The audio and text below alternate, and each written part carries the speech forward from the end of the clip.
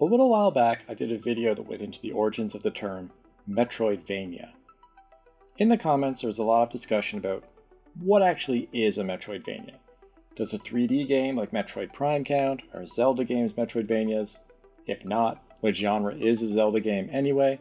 And this got me thinking about the ways we divide up our games into different genres.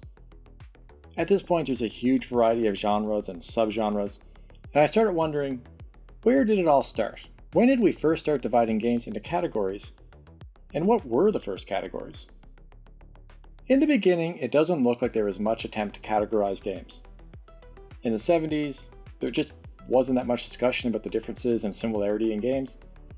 Advertisements from game companies trying to sell machines to arcade owners tended to focus on technical specs while barely mentioning gameplay.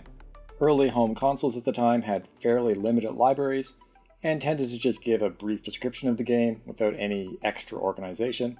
So you might have a game described as a racing game, which is a genre now, but you don't really see a list of racing games all grouped together.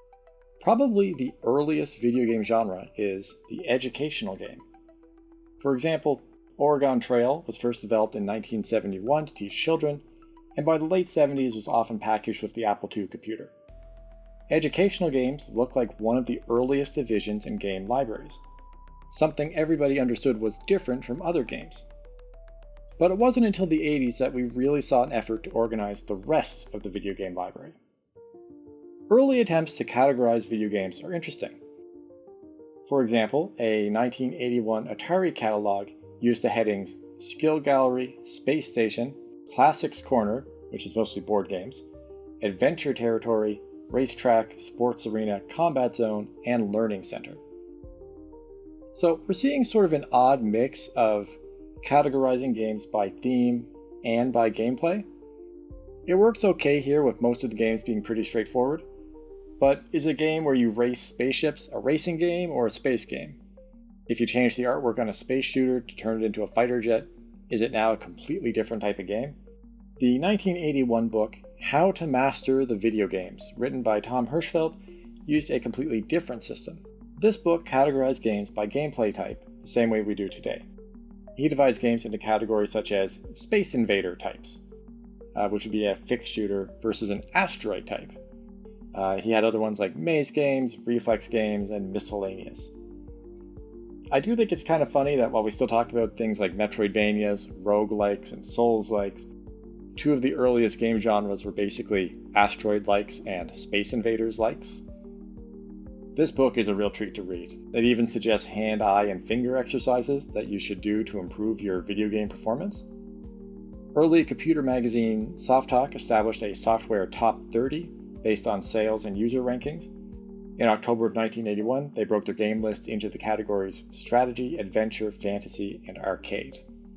A few years later, game designer Chris Crawford wrote a book called The Art of Game Design, which contained one of the earliest cases of subgenres that I could find. This book largely divided games into two main categories: skill and action games, and strategy games, based mostly on whether the game ran in real time, requiring quick reflexes, or if it was turn-based and relied more on the player's planning and wits. A few interesting things here. First, it's by far the most detailed of the genre breakdowns of that time. There's a lot of genres like paddle games that we definitely don't use anymore. It also suggests genres for games that barely existed at the time. Today there's a lot of games like Among Us or Keep Talking and No One Explodes or various Jackbox party games that you could easily fit into the category of interpersonal video games. But at the time, there weren't really any good examples of this sort of game yet, so this was some pretty astute forward thinking. Chris writes, "Although the category is undeveloped, I believe it is important because it addresses fantasies that are important to people.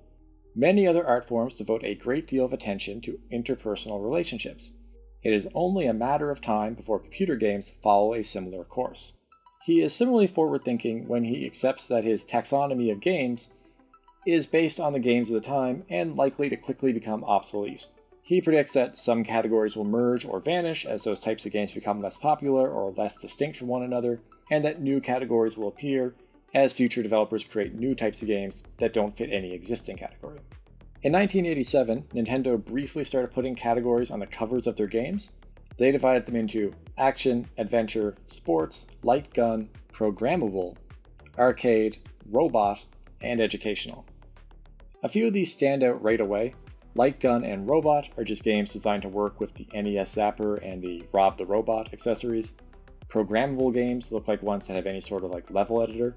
Most of the genres we talked about so far have now all been shoveled into the single category of arcade games. We're also now seeing the classic genre problem of action and adventure being these incredibly vague categories that most games will fit into. If you look at this bigger list of examples, we see that action is pretty much the size of all the other categories put together. Nintendo isn't using RPG yet, so adventure has Dragon Quest, Zelda, and Kid Icarus in the same category, despite them being pretty different games. The Game Boy Player's Guide from 1991 is a little bit better.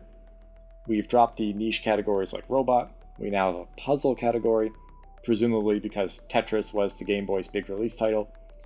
We also finally have an RPG category, so we can separate those games from the adventure games. The Super Nintendo Player's Guide, released around the same time, it combines RPG with simulation, which makes a genre that I guess is just complicated games. I'm not sure what else Final Fantasy II, SimCity, Pilot Wings, and chess all have in common. I get the impression that Nintendo was more concerned with trying to keep the number of categories manageable than with really trying to make up a comprehensive system of genres. In fact, almost every set of genres we've seen so far largely seems to be kind of slapped together without a lot of thought about what actually defines the genres they're creating. It really stood out to me that Nintendo didn't have a category for platformers, since that was kind of their bread and butter for a while. Now, the first platformer is usually believed to be Space Panic in 1980, although some people will say Donkey Kong a year later in 81. In Space Panic, the player was unable to jump, and instead had to move between platforms via ladder. This was common enough that early platformers were often called climbing games.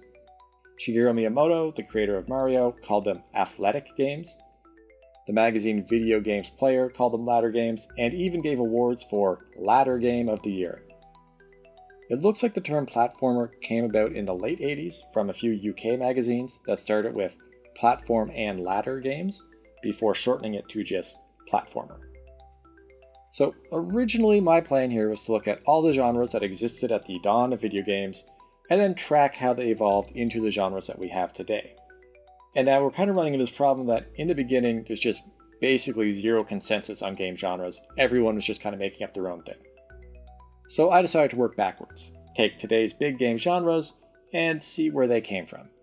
Except I ran into the same problem. While there's a lot of consensus on genre now, it's not like there's a set of genres that everyone just agrees on. The Xbox site lists 20 genres, but the Epic Game Store has closer to 40. Nintendo has 18. Steam has 6 genres divided into 36 subgenres. While Good Old Games has it whittled down to 8. I think the problem is no one can agree on exactly what is a genre versus a subgenre. Are first and third person shooters each their own genre? Are they both part of a larger shooter genre? Or are they both part of the action genre? Are roguelikes a type of RPG, or are they their own thing? No one seems to be able to agree.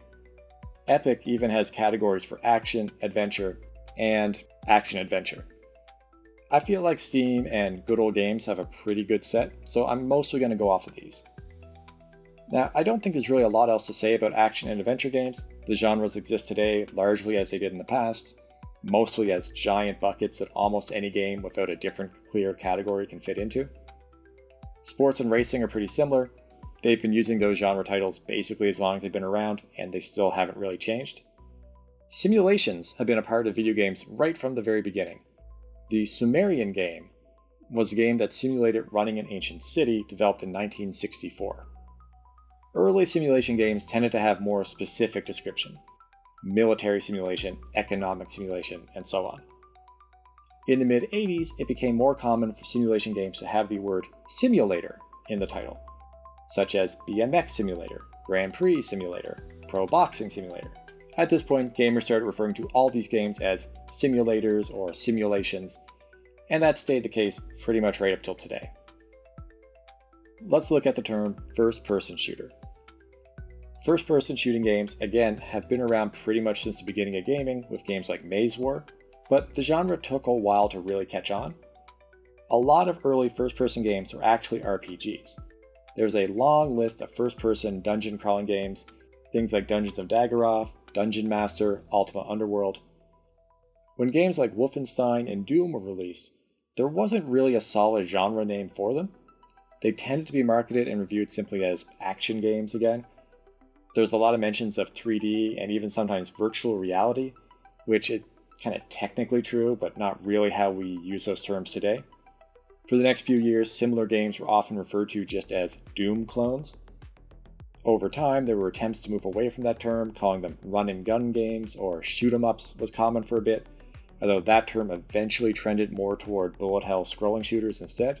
Finally, we landed on the term first-person shooter, and that one stuck with us ever since.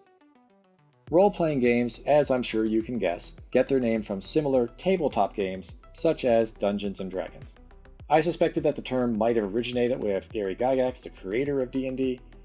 It's actually quite a bit older. In the Middle Ages, there was a game known as Ragman Roll. The players would each choose a string protruding from a rolled-up parchment containing a long, usually suggestive, poem. When the scroll was unrolled, they could then see which part they were expected to read. This is where we get the word rigmarole. The actual phrase role-playing game first shows up in the 1960s, referring to political war games run by the US military. It looks like it was adopted by tabletop adventurers to describe games where players took on the role of a single created character. Interestingly, the earliest reference I could find to Gygax using the phrase was in gaming fanzine Europa, where he actually downplays D&D's role-playing aspects. He writes, George Phillies finds that the appeal of D&D might rest in its fulfillment of role-playing, i.e., allowing participants to imagine themselves as some super powerful, or just plain extraordinary, character in a fantasy world. Perhaps so. It is my opinion, however, that there is another explanation for the popularity of the game. It is simply that it is a constant challenge, a never-ending exercise in problem-solving with variable knowns and suddenly known unknowns. I've mentioned a few times on this channel how some of the earliest computer games were attempts by hobbyists to adapt Dungeons & Dragons. But in the world of video games, it actually took a while for the term role-playing game to catch on. Many early RPGs were labeled more generically as adventure or fantasy games. By the mid-80s, both pen and paper RPGs and video RPGs became more popular, and magazines started using RPG as a gaming category. Gamers started using the term CRPG, or computer role-playing game, to separate video RPGs from tabletop RPGs. CRPGs were often subdivided into roguelikes, which had permadeath and procedurally generated environments, dungeon crawlers, which took place mostly or entirely in one big handcrafted dungeon, and open world, which offered a more diverse set of locations to explore. As consoles became more powerful and more RPGs started getting released on them, gamers began to divide them into computer RPGs and console RPGs. Since the majority of console RPGs were made by Japanese developers, they soon became known as Japanese RPGs, or just JRPGs. Console JRPGs had a reputation for being mechanically less complex, with more focus on a linear story and established characters. The term was used in online discussions as early as 1992, but didn't really take off till a bit later. The popularity of Final Fantasy VII brought more attention to RPGs in general, and Japanese ones specifically. The first Fallout came out not long after, and it really highlighted the difference in design philosophy between PC and console RPGs. Now, there was pushback on the term. Japanese developers have said they find the phrase kind of insulting. It sort of implies that there's real RPGs and then there's the ones that they make. The term JRPG has become less popular as it's become less useful over time. Developers from all over the world make games that we would usually think of mechanically or stylistically as JRPGs, and you start getting into that whole, is Avatar an anime if it's not made in Japan type thing. The same thing has happened to the term CRPG. As action RPGs, tactical RPGs, and other variations became more common, CRPG just kind of became less meaningful and had mostly disappeared by the mid-2000s. Finally, we have massively multiplayer online role-playing games, or MMORPGs, which I think is probably hitting the limit on how many letters you can reasonably cram into one genre acronym. Online RPGs, again, are older than you might expect. A lot of early RPGs were developed for mainframe terminals at universities, so they were already essentially connecting to a server. It wasn't long before someone had the idea to connect multiple players to the same game. In 1978, we saw the first multi-user dungeon, or MUD.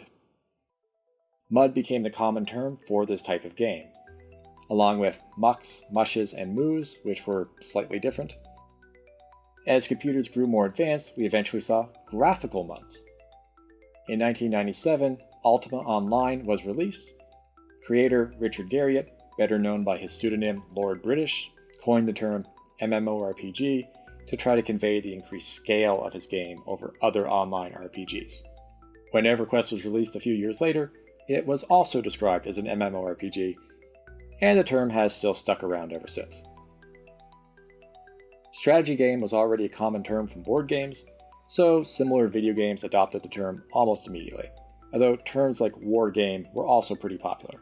One interesting point with strategy games is the division between turn-based strategy and real-time strategy. In the beginning, many strategy games were adapting rules from board games, and real-time mechanics were actually pretty rare. Dune 2 in 1992 is usually considered to be the first real-time strategy game. Interestingly, the term real-time strategy was coined by Brett Sperry, the creator of Dune 2. But it didn't really see any use until a few years later when the first Warcraft was released. Turn-based strategy wasn't really a term until we needed something to describe games that weren't real-time strategy, so it showed up around the same time. I assume that fighting game would be a term that would have been pretty much unchanged from the beginning. It's a pretty direct description of what's happening, but it also went through its own evolution. The first bunch of fighting games were boxing games, so they were often categorized as sports games. Karate Champ in 1984 was one of the first real fighting games as we think of them today, especially since it had a two-player mode that let players face off against each other. There were a few different terms at different times: martial arts simulators, beat-em-ups, karate games, even punch-kick games for a little bit. Street Fighter II in 1991 really defined the genre, and this is when the term fighting game seems to have really taken off.